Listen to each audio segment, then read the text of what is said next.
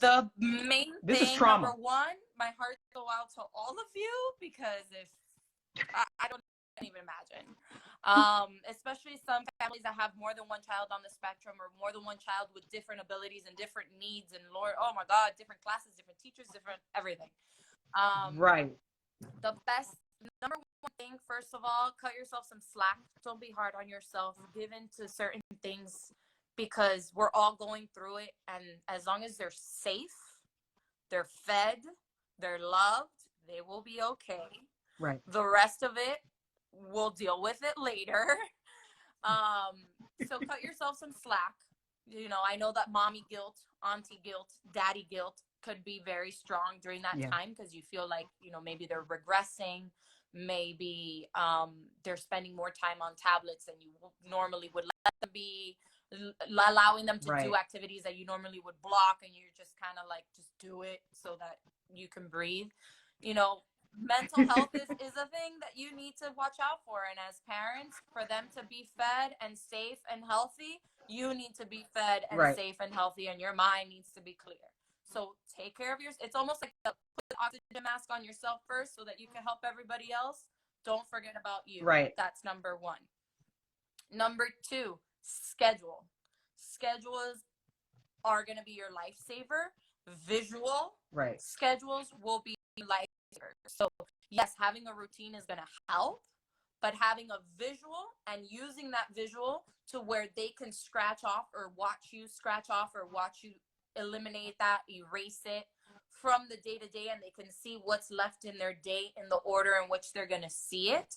If they're older kids, you can write it out. If they're younger kids, use a visual schedule that they can go and check in to and know what they got through in the day, and make it a routine. Right. Absolutely, because our kids thrive on a schedule. They thrive in a routine, in the expected.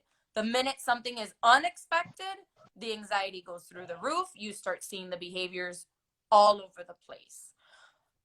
Include some outdoor time when and if possible, that you can go outdoors. If it's ride a bike, go for a walk, go for a run, assuming your kid is able to and it's not a safety issue.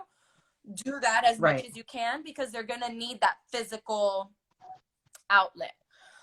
Find time, put it in the schedule to either do an activity outside or indoor that involves some sort of physical activity. It'll be good for you and it'll be good for them to keep everybody sane and safe. And the last thing I would say is give them time to do what they enjoy. This is a very unique time where they don't have the pressures of society per se on them. So if they are obsessed with cars, let them play with the damn cars, at least for an hour or a section of the day.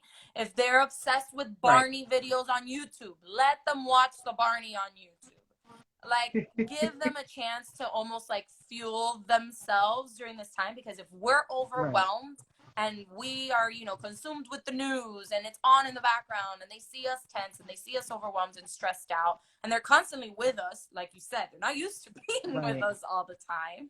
Like, let it be. Let them have a moment for them, to give them a little piece of happiness during this time, because they deserve it too. We all do. And I had to give in with my own child. I still have a little bit of mommy guilt with the YouTube, and she still looks at me every day like, Mommy, is it still okay to look at YouTube? Because she's so like, there's no YouTube allowed. And now I'm just like, you know what, boo? Go watch YouTube. Mama's going to go watch Netflix. Netflix makes me happy. YouTube makes you happy. Let's do it. Like, we'll come back in an hour and we'll be better for it. So those are some little tips that I have. How